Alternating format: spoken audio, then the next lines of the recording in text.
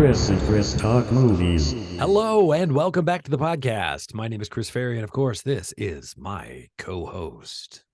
My name is Chris Huddleston. And today, we are very excited to be talking to you about not one, but two thrilling films that collectively hit the theaters as Grindhouse. From the directors of Reservoir Dogs, Desperado, Pulp Fiction, From Dusk Till Dawn, Once Upon a Time in Mexico, Kill Bill, and Sin City, Tarantino and Rodriguez are back. Only this time, they're back to back with a double feature that'll tear you in two. First, I got bit. bit by what? If I told you, you probably wouldn't believe me. Robert Rodriguez, Planet Terror. Made you something. Open that door, will you, baby? Plus, Fair lady, your chariot awaits. Quentin Tarantino's Death Proof. Do I frighten you? This is my scar. It's your car.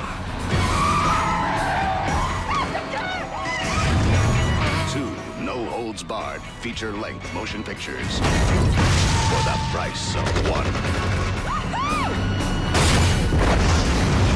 Planet Terror and Death Proof.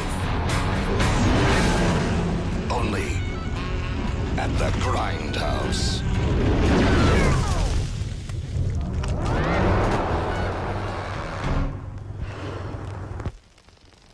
Now,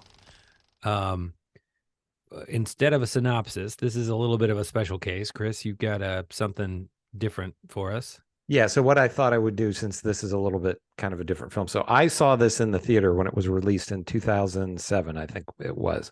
And this was a joint venture between Robert Rodriguez and Quentin Tarantino. And they wanted to recreate this Grindhouse idea that hadn't existed really since the 1970s. So basically Grindhouse theaters, and I think these were big in particularly New York City, like around Times Square way back then when it was seedy, and they would just get these schlocky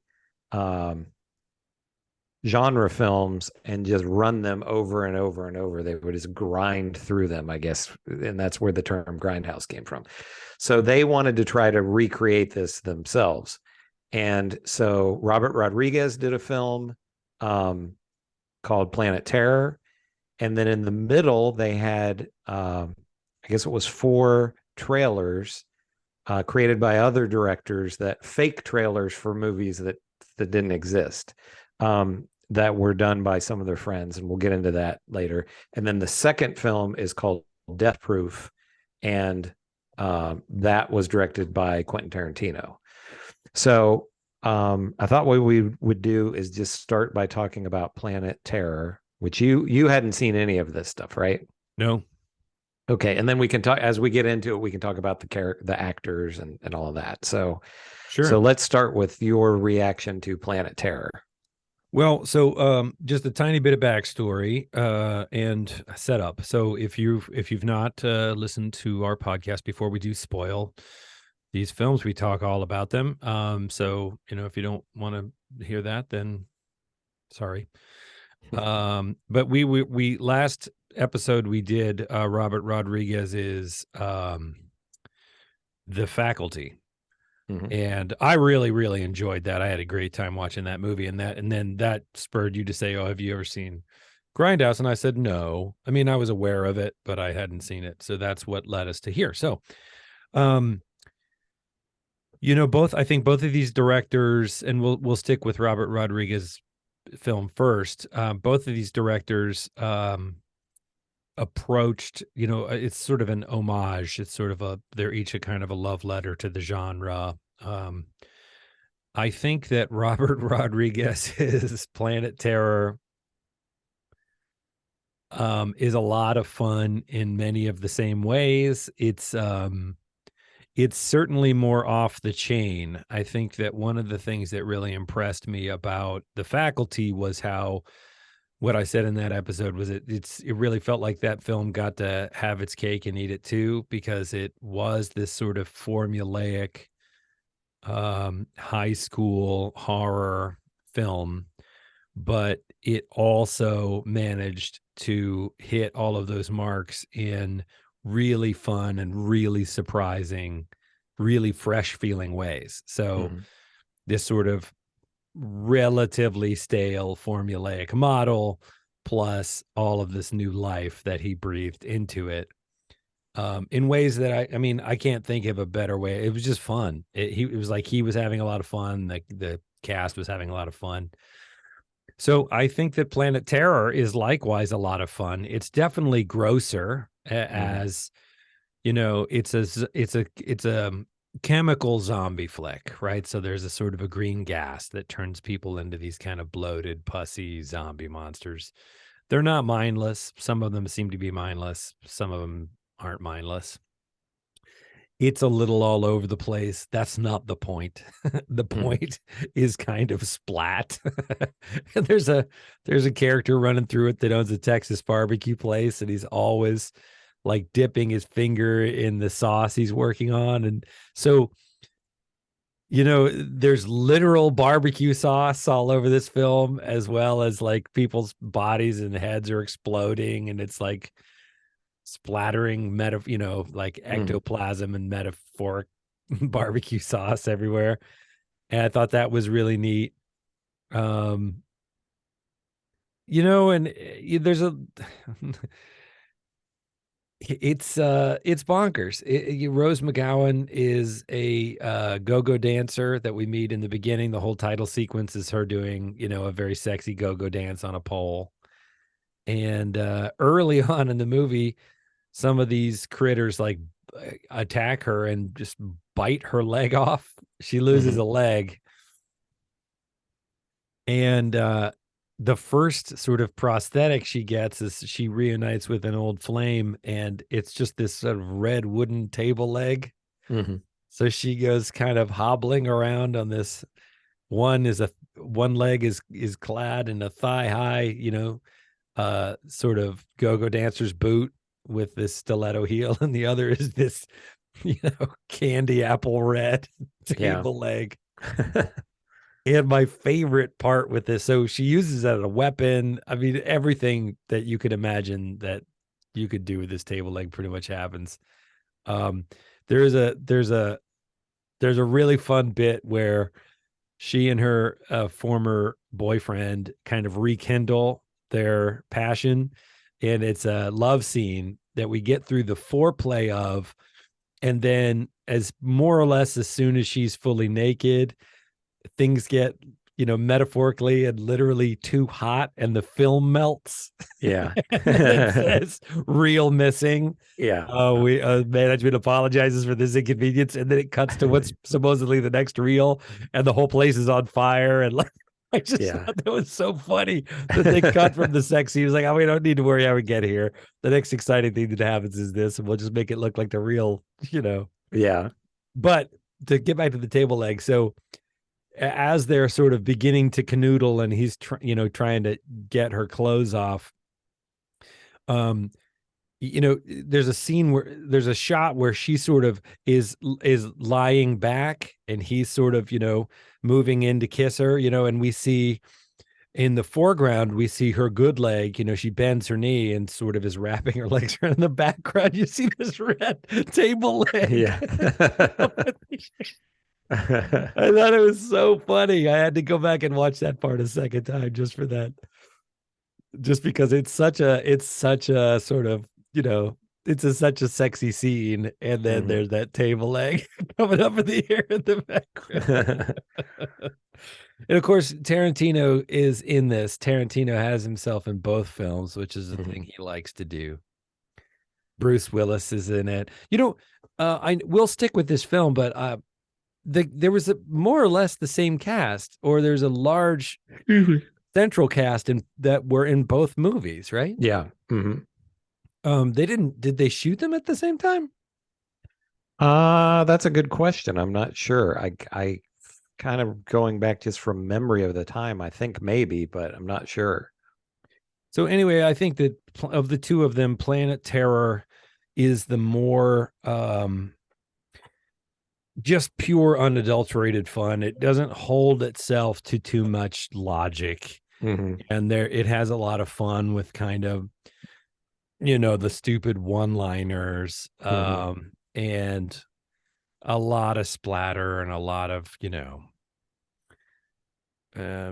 skin sloughing off. And there's one character that has a bunch of these hypodermic needles that is also jabbing with needles and sort of pussy things exploding. And I don't really like gross, but it's a little Sam Raimi gross. I mean, it's a little kind of fun gross. And the point is just this kind of roller coaster ride of like, how do we get to the next, kersplat scene? And I think it races right along. I never felt bored by it. I never felt like it was dragging. And when it got to the point, it's like, oh, how do we get out of the love scene? It's like, oh, we'll melt the film and we'll just go to the next. It's funny because he really highlights that. The next what it cuts to when they start the next reel is the whole place is on fire. And you're like, oh, we missed some pretty exciting stuff, I guess. They do all the scratchy stuff with the film and all that, which I feel like has been used a ton since then, but back then it felt kind of fresh.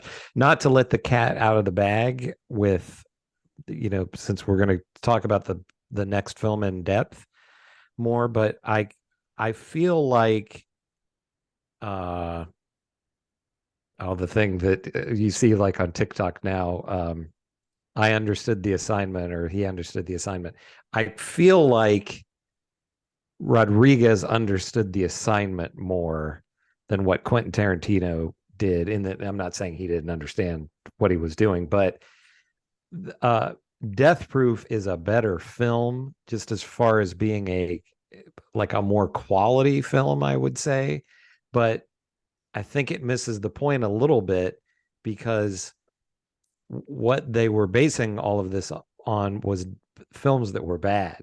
You have two like A-list directors and A-list actors doing all of this, and that's not what the Grindhouse movies were. They were cheap, they were cheap, low budget, schlocky movies. And I think this one is, I would just say, to me personally, that I think that Death Proof is a better movie as far as just being a quality production, and this one is more fun. Does that make sense? Yeah, I mean, you're doing Robert Rodriguez is making a purposely bad movie, and that's not to say that it's bad. I mean, but it's trying to be, it's like almost like trying to make a cult film. Yeah, I mean, I guess I thought of it slightly differently. I think not necessarily that Rodriguez understood the assignment better, but that both directors had a sort of different interpretation of the assignment. Yeah, that's probably a better way, because I mean, Tarantino knows these movies inside and out, so it's not that he doesn't know what the spirit of them was or whatever, but I just feel like Rodriguez went more for, these are supposed to be dumb, cheesy, schlocky, gory movies, Yeah, I think in some ways, Death Proof, like if you actually go back and watch some of these old 70s movies, sure, some of the quote unquote thrilling stuff is really pulse quickening. It's either gross or sexy or gory or terrifying or upsetting or some combination of all of that. But for the most part, and I haven't gone back, I'm not a scholar on this, but for the most part, I think those movies are pretty boring, right? The acting is not great. There's a lot of useless dialogue. It feels like mostly filler, with a couple of scenes where the guy's chasing the girl with a knife or something. And then you think, But the rest of the movie is people like driving around in cars and talking and, going in and out of quickie marts, right? And I think in some ways Tarantino's film kind of captures that. Yeah, I that's a mean, good point. Rodriguez's movie is very much his style, and Tarantino's movie is very much his style. Tarantino's movie is kind of two parts. There's a sort of a part A where we establish that there's this sort of psychopathic stuntman driving around who, is driven to kill pretty young women with his car, right? That's his thing. And then he succeeds and sort of gets away with it. And then the part B is he's gone to another state and he's found another car full of pretty young female victims, and he's messing with them. He's going to do it again, right? And spoiler alert, here we go. They get, he doesn't get them, they get him. And then that's the end of the movie. And the bulk of the movie is this kind of classic Tarantino dialogue. It's just all dialogue. I mean, the vast majority of this movie is this. So in the first one, is it 3 or 4? 3 women in a car? Yeah, I think so. And then the part B is 3 women, 3 different women in the car, and they're driving around. They're talking about girl stuff. They're talking about their boyfriends. They're talking about sex. They're talking about, everything, the kind of lipstick they like, whatever.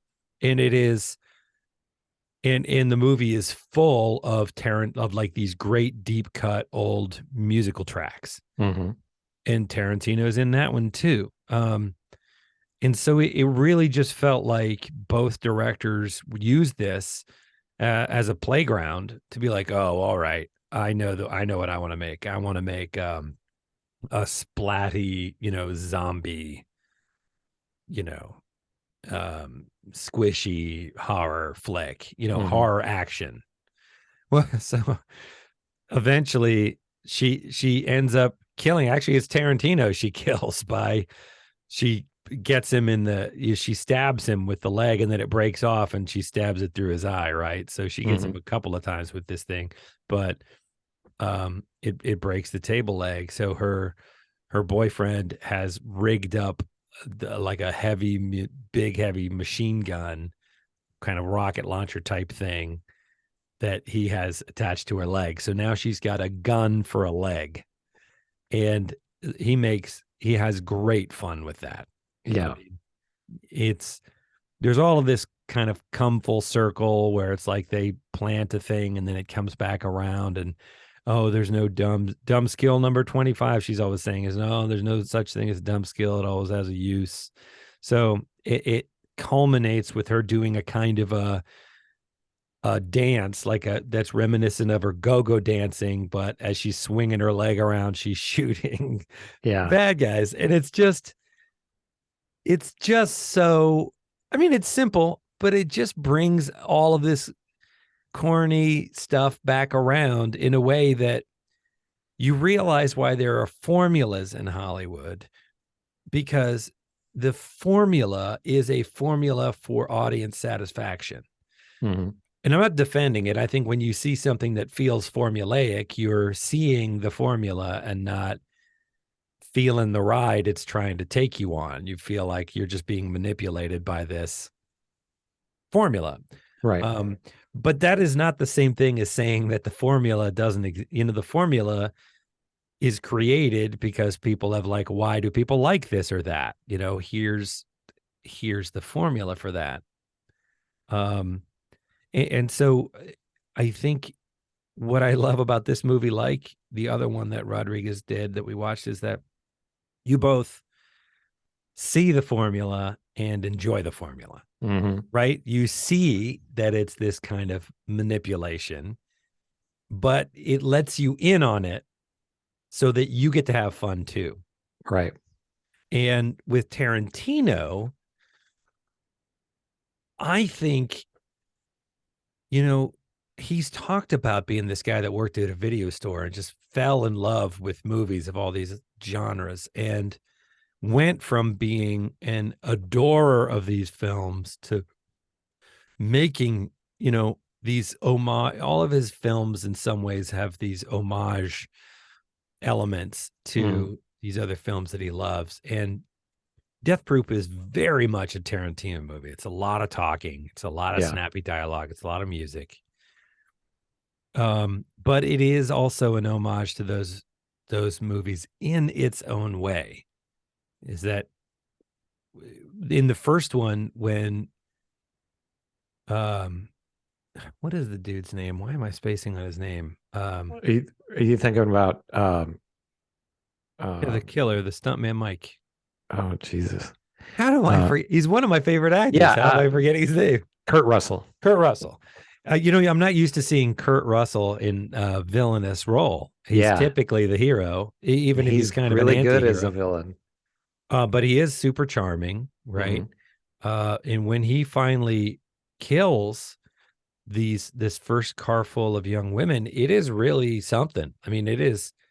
What did you think of that car crash? I mean, it's crazy. I'm never going to forget it. They show it 3 times, right? So what he basically does is he's got a car that has been rigged up for stunts in such a way that if you're in the driver's seat, it's all reinforced. That's where the title Death Proof comes from. Yeah. Like this car is death proof.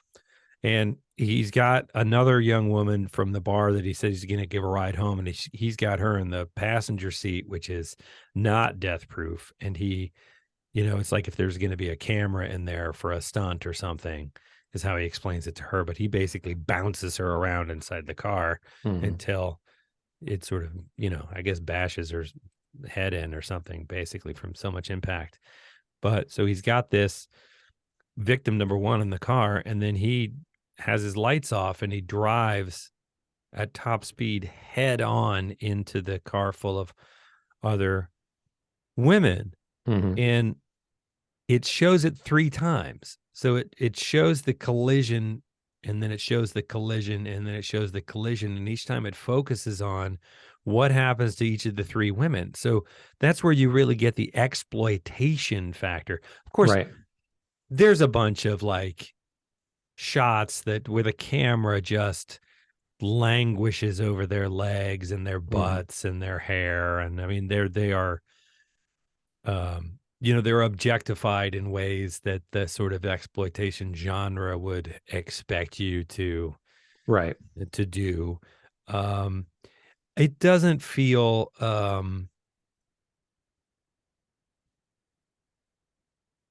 that didn't feel gross to me. I mean, I feel like Tarantino seems like a director that at his core really does like strong female actors. Like he loves beautiful women for sure. And I think he's got a thing for feet. Well, that's for sure. Yeah. Well, fair enough. I think he's admitted that but he does, Rosario Dawson and the actors that he casts are strong characters and strong. Yeah, they're just strong women on screen. So I think that takes the curse off of the exploitation element of it a little bit. They are beautiful and sexy. And they're, in one scene, there's a lap dance that happens. That's just, it's all gratuitous. The violence in that first death is really shocking. And in the second one, we've got a woman who must be a stunt woman herself. She is, yeah. Because she's hanging on the hood of the car, like showing off or whatever, and they have some fun with that. And then he's the actual actor. She started out as a stunt woman and then became an actor. Yeah, he doesn't manage to throw her off or kill any of them, and then they kind of turn the tables on him and end up beating him to death. Really, I mean, they smash up his car, and then that's just the end of the movie. But I forget where I was going with all of that, but I guess the big picture is that I don't think that one was better than the other. I think that the first I don't either. Planet Terror was a lot of fun in the ways that it was a lot of fun. I didn't think Death Proof felt like a lot of fun. No, but there is it's very much Tarantino's artistry at work. And I had the thought, You know, if you don't like Tarantino's work, you're gonna hate this movie because it's really nothing but that. And it's interesting because I know people who like a lot of other Tarantino films who watched this and hated it. Yeah. Like they were just like, I was bored and couldn't get through it. There was just so much dialogue, and I don't know that. I mean, all of his movies have a lot of dialogue in that. So I don't exactly know why that, but and I think I said this last week when we said that we were going to do this. There's a lot of people I think that kind of view this as lesser Tarantino, Maybe. And I'm not necessarily gonna argue against that.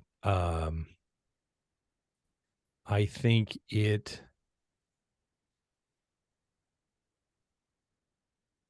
you use the entertainment litmus test, that some of those scenes, again, the bulk of the movie is these three women or those three women driving around in their car, listening to tunes, talking. I guess it depends on how much you like them as well, Yeah, and I did. I thought they were all likable, but that really isn't the point. It's maybe in the 70s, you'd come in off at a Times Square and you'd sit down and you would be cool watching these three pretty women talk about stuff that you don't, in ways that you don't, frankly, and sexy stuff. And it was a cheap way to shoot a longer movie than actually having to stage stunts, right? But now watching that, it's kind of a pacing thing. I mean, I think we're not used to watching a movie where the bulk of it is the dialogue has no surface meaning, right? The dialogue doesn't justify their deaths or explain why he's doing it. It's just establishing. It just makes us care about the women and feel like, but it goes on way longer than I think is necessary to achieve that. So I guess in that sense, it starts to feel a little bit masturbatory on the surface of he's like, oh, don't I write such great dialogue? And I mean, that's one thing you definitely can't deny about Tarantino is he loves his own dialogue. Yes. And there's so much of it.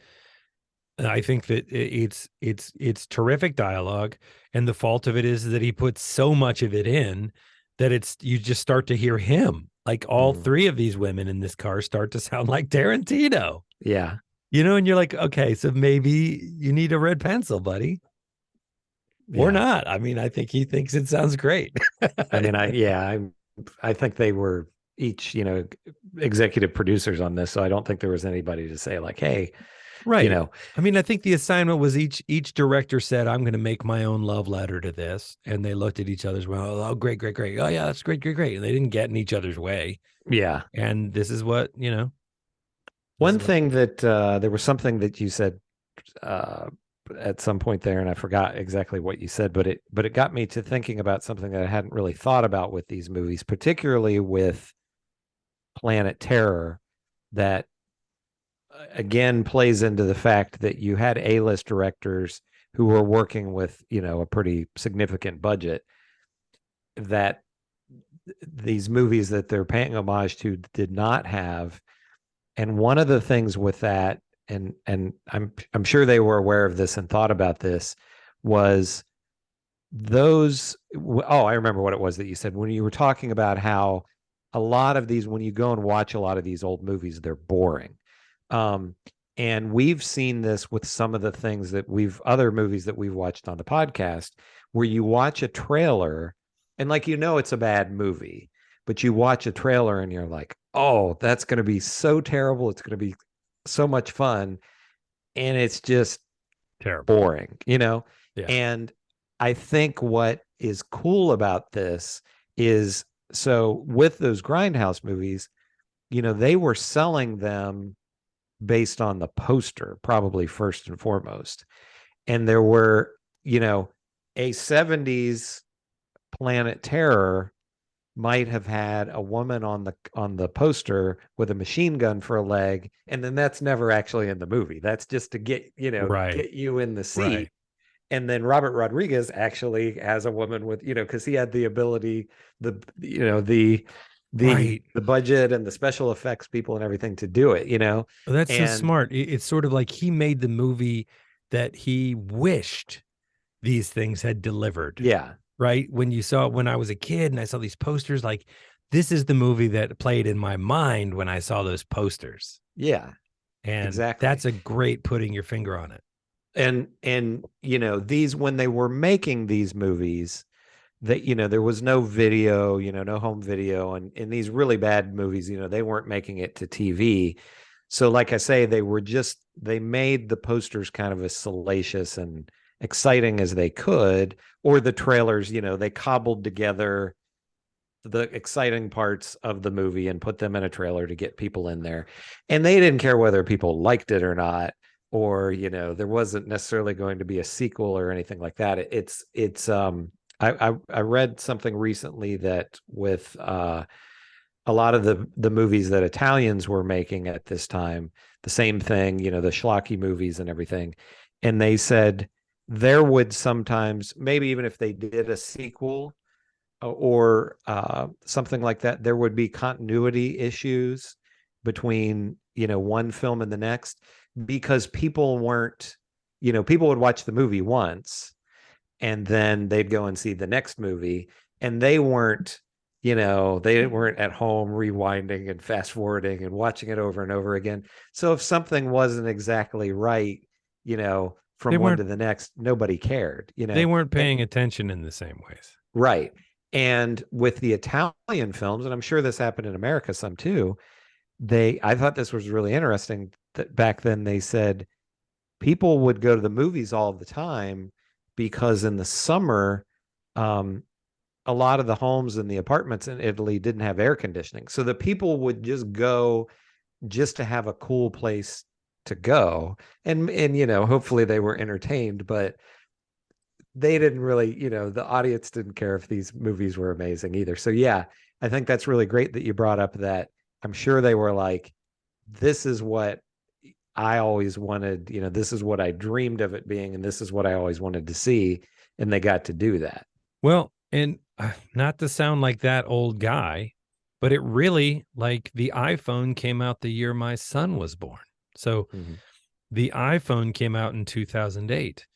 And it's not to say that there weren't digital cameras. There were, and there were digital websites where people posted pictures, but not like Instagram. No. Right? I mean, so 2008, let's just say 2000, right? 23 years ago. You could make movies and you could rent movies and you could rent DVDs, right? And you could own those things and watch them again and again.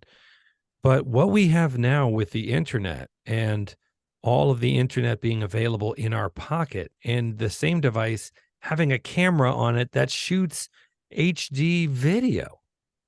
The idea of getting people's attention. Well, look where we are with TikTok and influencers, and the idea of holding people's attention and how much they're willing to pay attention, how long they're willing to pay attention to something, and the kind of things that hold their attention has evolved enormously, And I think the idea in the 70s is you could have a car full of three really beautiful women just having a conversation about stuff. They're like, oh, girls don't talk like that.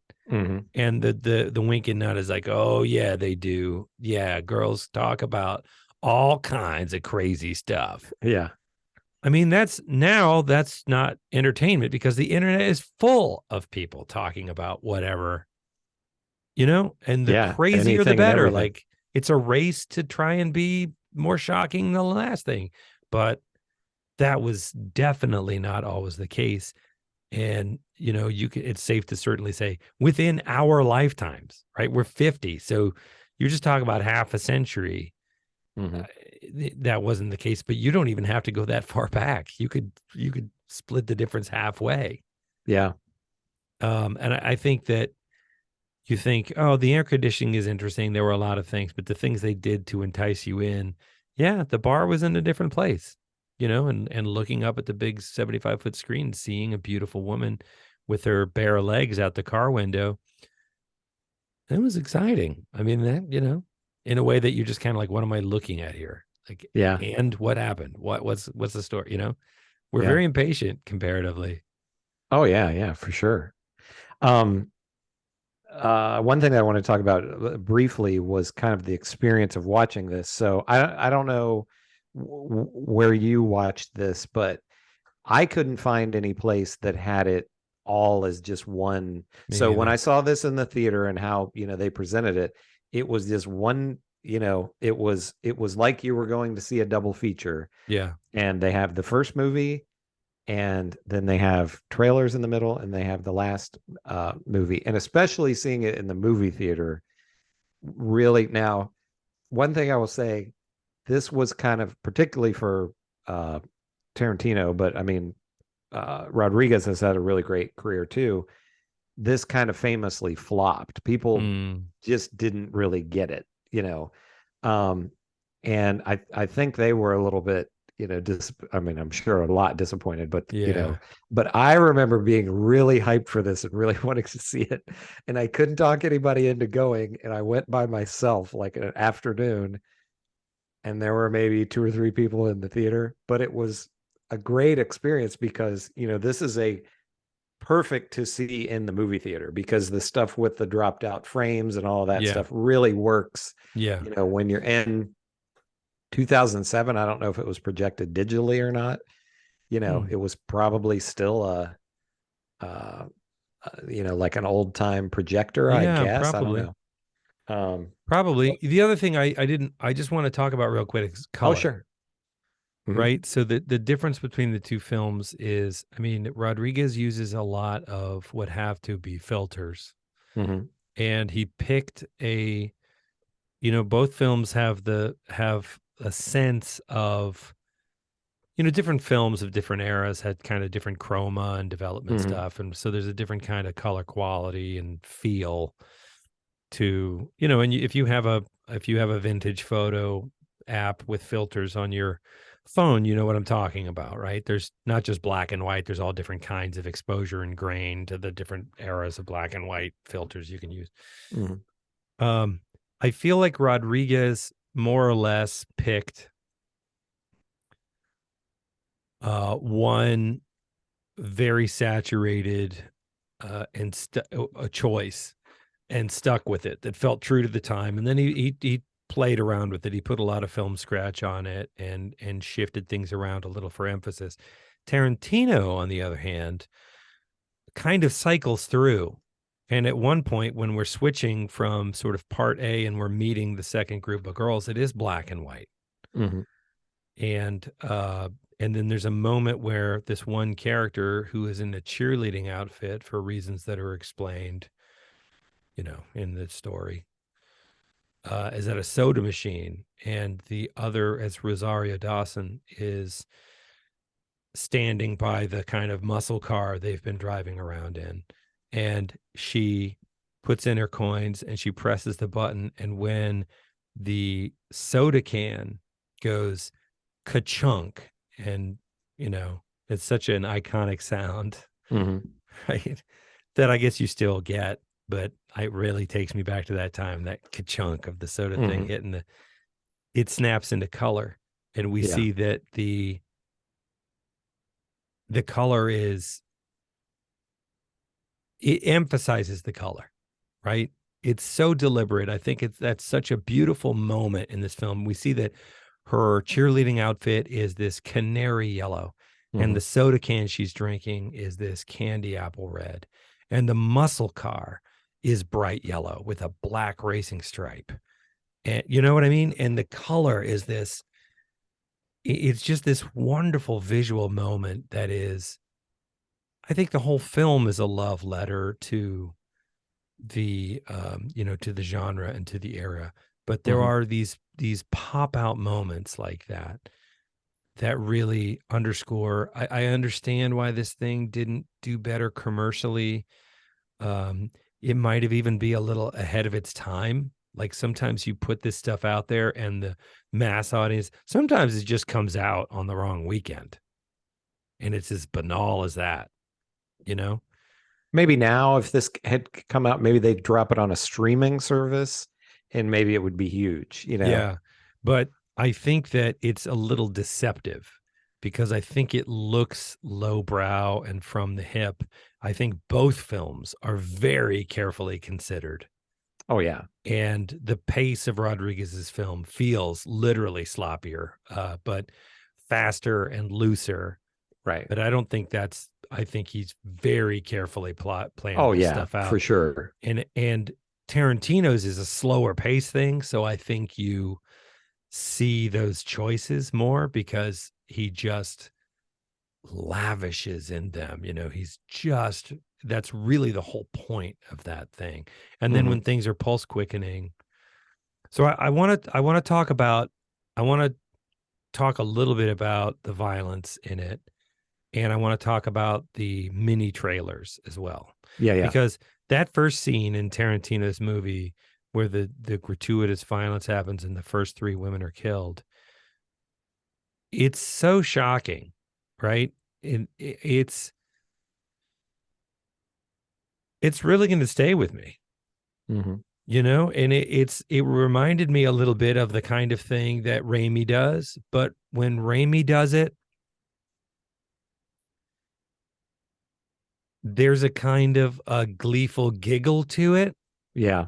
Like there's a oh, when we were kids and we took a magnifying glass and we melted our G.I. Joes, you know, this is kind of like, oh, awesome, right? I didn't feel that in Tarantino's thing at all. I felt like it was a slap in the face and a kick in the groin and then a punch in the throat. Like, wham, wham. It was just like, you know, and I think I felt like, oh, that whole first thing is lulling you into this to really falling in love with these women and feeling like you're in the car with them and you're the fourth friend. And then he butchers them. The one of the women, the one that there's two, one goes through the windshield and that's really upsetting. And one has her leg lolling out the window. And so when they collide, it severs her right leg and we see the leg fly out in the road and it really looks like a human leg. I don't know how they did that. You see the meat and the whole buildup of this has been idealizing, you know, these women's bodies and their legs and their butts. And it's this bare leg and it gets severed right at the hip. So there's still part of the glute there. And it's just, it's literally taking apart the Barbie doll that you've been idealizing and then tossing the leg as a point out in the road. But it really looks like a freshly severed human leg. I have no idea how he did that. Like the way the flesh and the meat on the leg jiggle when it hits the ground. I can still see it. It's really upsetting. And then the third one, somehow his car kind of goes over their car. And one of the wheels kind of shears her face off like she's in the back seat and the wheel just kind of goes and that was just unreal. Oh my God, it's really upsetting. It's really upsetting. And I wanted to start with that and mention that because these 3 trailers were variously they touched on sort of 4 different cardinal points of this genre, right? You have the Machete trailer that he went and made a movie. Yeah, that's the only Kills. one that was actually, he made 2 movies. That's the only one that, and again, have you seen either of those? I think I skimmed through Machete. I thought, I'll check it out. It's much better as a trailer than a film, you know? Yeah. I mean, it's like if you, okay, how are we going to milk this out into a movie? That's what it feels like. But it has a lot of fun with the Latin flair, and it's got Cheech Marin as a priest in it with 2 shotguns. I mean, it was baloney. Yeah. but and he's double crossed by the government. As a trailer, it's great because It's you're just really- like, I want to see that. it's really Yeah. fun. But I think it's actually the tamest of the four. And then you have Werewolf Women of the SS, which is a That Rob one's- Zombie. That's a Rob Zombie one, yeah. And I would argue to say I haven't seen everything that Rob Zombie's done, but it's probably the best thing that he ever did. I'm not a big fan, of his movies, but it's really funny. Yeah, it is utterly incoherent. Yeah. That's what I'll say is it chimes all the right notes. The title is amazing, Yeah. right? I mean, that really feels like Yeah. an exploitation flick, just talk about, get people in on the poster for that. I can imagine it in my mind. The trailer is it's full of like bare titties and Mhm. women with wolf heads. And I mean, Yeah. it's just bonkers, but you can't, I mean, nothing happens in it. It doesn't outline Right. any story. Like the Machete trailer outlines a plot. Like it's the story Yeah. of a man double crossed by it's, but Werewolf Women of the SS is nothing more than that great title. It's like, Mhm. oh, here are, half-clad werewolf women in Nazi uniforms. And so there's a bunch of Sig Heiling and sort of shooting machine guns and werewolves yowling and blood splattering and people jumping and some BDSM stuff that you'd expect with an exploitation Nazi movie. But it's utterly incoherent. There's no, you're like, this is a movie about the werewolf women of the, and you're like, yeah, I read the title, right? I thought it was a missed opportunity because you could have layered in some really silly storyline and had fun playing with that. I don't know. And then, And the thing is, this one, like Machete, is if they actually made this film, it probably wouldn't work, no, because you'd have to try to make a 90-minute, and it would just be silly, probably. And I mean, would not be- that the trailer isn't silly, but it would be super boring for the Yeah. entire first half. And then maybe you'd get lucky and you'd have some thrilling scenes once all hell breaks loose. right. Maybe if you don't Yeah. lose the audience before then. So then the other two, and I don't know the order these things went in. The other two are called Don't and Thanksgiving, right? Yeah. So It- Thanksgiving, I think I want to say Don't was the last one, but I'm not sure. But Thanksgiving was directed by Eli Roth, and they announced sometime in the last few months that he's actually going to make this. So it's going to be an actual movie. It's so Don't, I'm gonna just start with Don't is a kind of a one-line gag. It's like, if you think of going, And did you know into who the this director house- is on that one? I don't No. think it says. It's shoot, who's the guy who did like Hot Fuzz and Oh, that's I can't funny. I don't remember Yeah. his name. Hot Fuzz and Shaun of the Dead and those, It's just that one line gag, if you think of going in this house, don't, something horrible happens, right? If you Yeah. think of opening that door, don't. And so it just goes down all the horror things. It's like, yeah. well, don't split up, right? Don't go in the basement. Like, it's Yeah. like, come on. And so the whole thing is this kind of haunted house thing where till the end, it just goes, don't. And there's all these flashes of like these horrible things.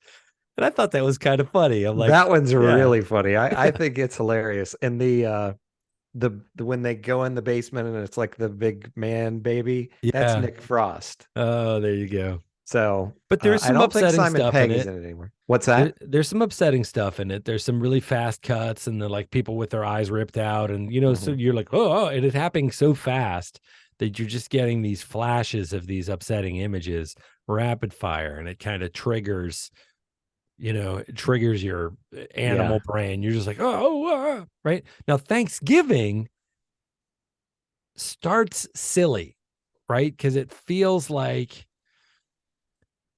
the Thanksgiving murderer. And you're like, okay, I mean, that's ridiculous. We've seen the horror movie at Christmas and the horror movie at Halloween. This is the horror movie at Thanksgiving. Yeah. And so there's a lot of decapitation that look like, mannequin heads that somebody spent a little time dressing up. But by the end of it, it's a home invasion at a Thanksgiving dinner. And it does these fast little cutaway scenes where you see stuff happening. And some of those, they were really upsetting to me. Some of them.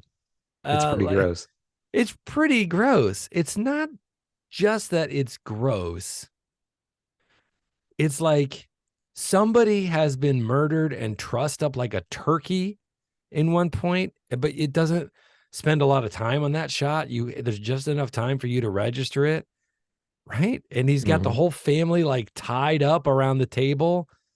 I mean, I don't know. I was just like, people are like, oh, I can't wait for this movie. I'm like, I can. I'm gonna pass. Like if that's where it goes, I don't. Eli Roth is the boyfriend in it, where his head.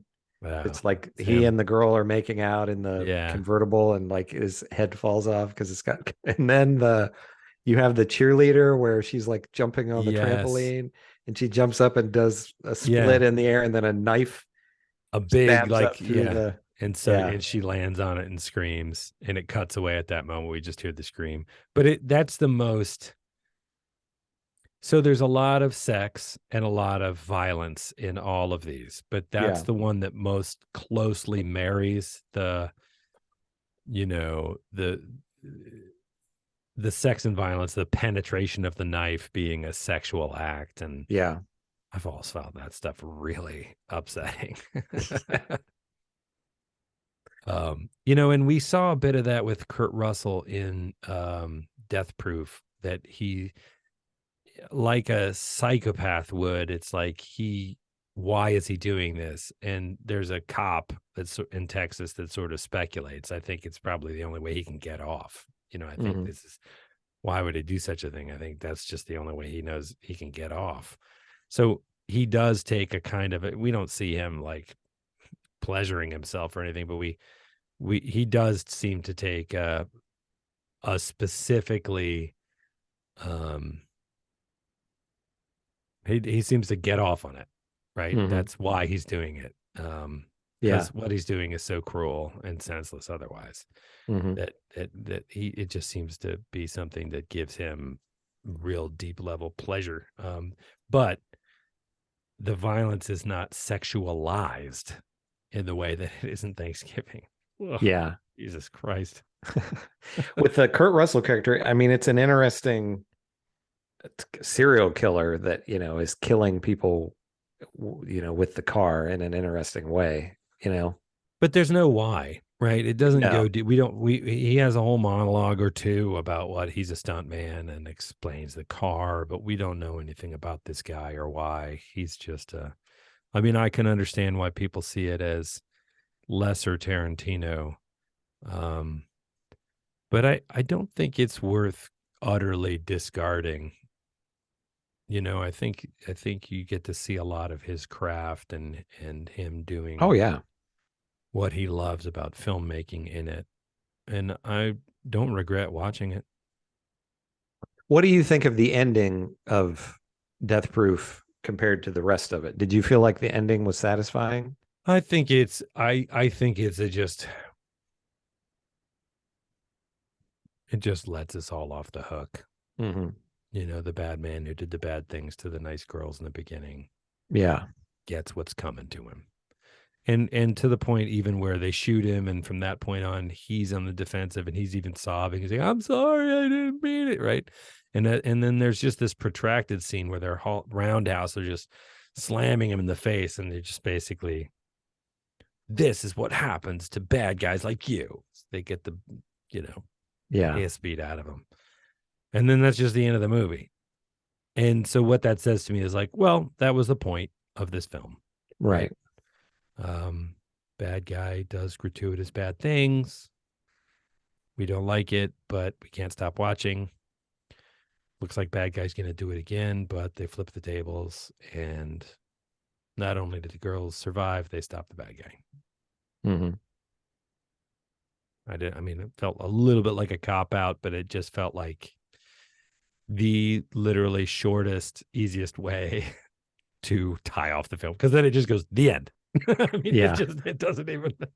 Well, and that was another thing that plays into not even just exploitation films of this era, but that's something that is a big difference in films from that time and movies today, where there were you watch a lot of older films and they just end. They just end. There's not, there's not Right.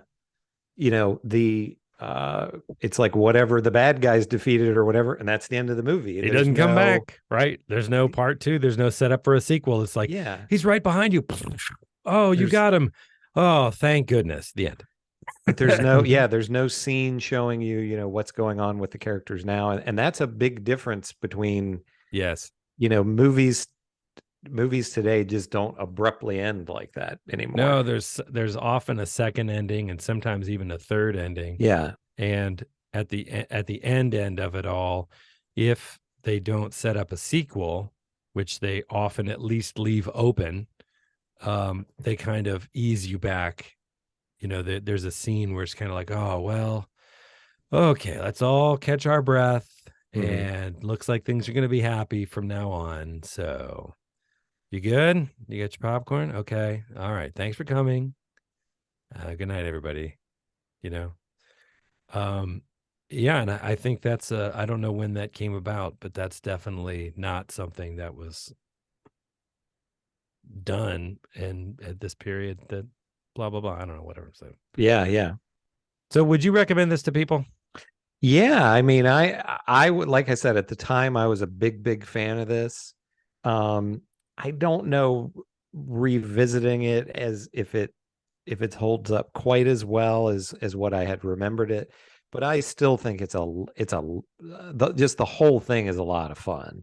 Again, I mean, with a lot of the things maybe that we talk about, there's a caveat of there's some people that would hate this. This isn't for everybody. My mother would not like this film. Yeah, my parents would just be like, well, I mean, they would be really offended, but even like if you got them to watch the whole thing, they'd just be like, that was weird, Yeah. So, this is made for people who are into these kind of genre films. Yeah. I would say they don't pull their punches, mm-hmm. And we're recording this at a time where there was just these incredible, devastating earthquakes in Turkey, and it's tens of thousands of people that we're discovering, and still more as they, so there's a part of me, it's never really been my genre. Mm-hmm. Real horror, real exploitative horror. But I feel like watching this now, there's a part of me that just has sort of less tolerance for it, because I'm like, it's one thing when everything seems kind of simmering and your fears are and this is catharsis that lets it out. But I feel like the world right now is it's like a raw nerve with the pandemic. I feel like a raw nerve. I just feel like you don't have to look far to look at some real tragedy. Oh, yeah. And so watching a movie where there's kind of gratuitous stuff like this,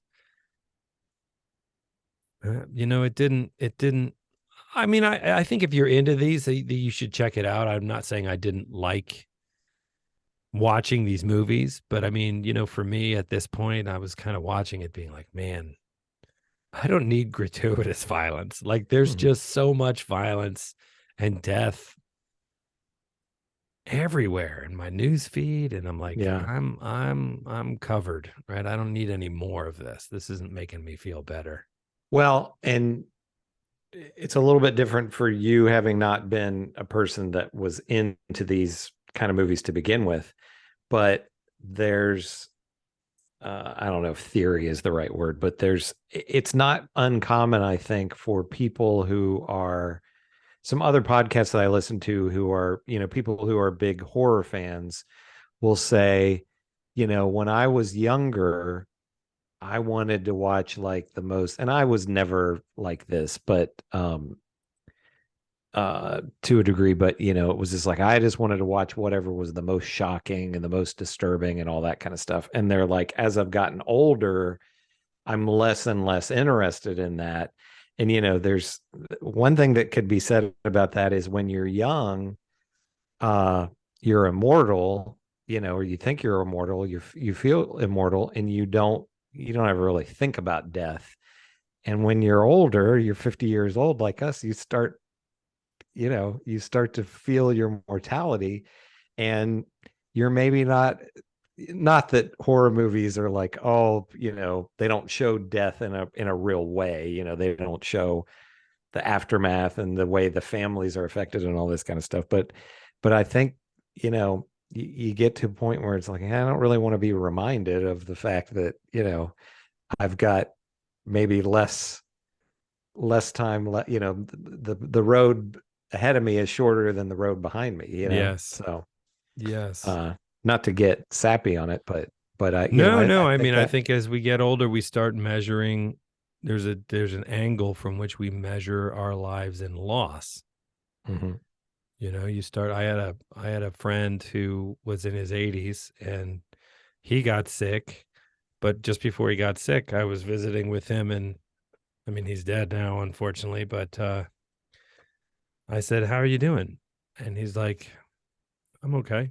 And I'm like, "You seem a little down." He's like, "Oh, all of my friends are dead." It's like you live to this age and you just watch everyone you care about, pass away. And my grandfather lived to be... lived longer, but what's that? Like, none of my friends have. So my grandfather lived to be 100. He died in 2012. And I remember talking to him about, he went, a couple of times he went to school reunions, but also like he kind of stayed in touch with people. And, he would just be like, it'd be like, well, there's only 3 left from my graduating class or whatever, and yeah, I mean, it's, I also think in a way, not the violence aspect, but also, when you're 13, 14, 16 or whatever, and you're watching these movies like this, and it's like, oh, there's boobs in this or whatever. And not that I don't want to see attractive women and I have a problem with nudity or anything like that, but it's like, back then you were like, I'll watch some of these, like, some of these movies, and I'll think like, that's somebody's daughter. You know what I mean? It's I don't know. And even like watching, going back and watching the 80s ones, it's just sort of like, oh, I'm like old enough to be that girl's father, Yeah. And it's just kind of weird, Yeah. I mean, horrible stuff happens. Yeah. So, but yeah, so I mean, I would definitely, all that said, I would definitely recommend, and especially if you can do it in a way where you just kind of watch it all together, Yeah, I think that was the design. I think if you're able, and again, I wasn't able to find it. I tried to recreate it. I streamed. No, I couldn't find it either. And then I watched the trailers, and then I streamed the other to try and recreate what the theater. Now with Planet Terror, I don't know if your copy of it was this way, but what I watched it on, they started the movie and they said preview of coming attractions, and they showed the trailer for Machete before they started Planet Terror. Oh, I don't remember, honestly. Yeah. I watched it, it was like Plex or something like that. Yeah. I don't remember, honestly. I have seen the Machete trailer. Yeah. A couple of times. But anyway, I do think that if you can, if you want to sit down and treat yourself to a double feature, that's the way to do this. Right. They are sister films, Yeah. It's very clearly the same assignment they agreed on. And they have two very different interpretations of it. I think that the Planet Terror is the more exciting of the two films. Yeah. The second one is almost an art film, really. It's almost. If you just want to watch something fun with beers with friends or whatever, Planet Terror is the one to watch. I agree. In that, so. I would recommend it too, with the major caveat that's you got to be, but this thing is not false advertising. I mean, it's like Grindhouse. And just, so if you're like, oh, that sounds great, I think you'll really enjoy it. Yeah. It doesn't, again, it delivers on what it delivers. Yeah. Yeah, it delivers to the degree that I was just kind of like, oh, yeah. Like it's really, I appreciate it, but it's not my flavor. Yeah. Chris and Chris Talk Movies at gmail.com. That's our handle. We're on the socials. We're on YouTube's. We're on your favorite podcast app. Thank you for joining us. Like, subscribe, leave a message, engage. I've started watching Picard season 2. Not great. Oh, that's a shame. I mean, it's okay. It's the writing. Everybody's acting their pants off, right? But it's the writing that just feels a little stale. And they just came out with Picard season 3. You know, Patrick Stewart, I love Patrick Stewart, but he is not a young man anymore. No. Yeah, he's getting pretty old. You know, and it's he's getting around as well as he can, but you're just like, oh, yikes. Speaking of Picard makes me think of Sci Fi. We haven't talked about what we want to do next, and I don't really have any concrete ideas, but maybe we could look for something sci-fi for this next one. Sure. Let's do something science fictional. Yeah. So we don't know what it'll be, but get your space equipment out for whatever we do next time. Cool. Anything else you would like to add before we wrap it up for this episode? I don't think so. Alrighty then, folks. Chris and I will talk to you next week.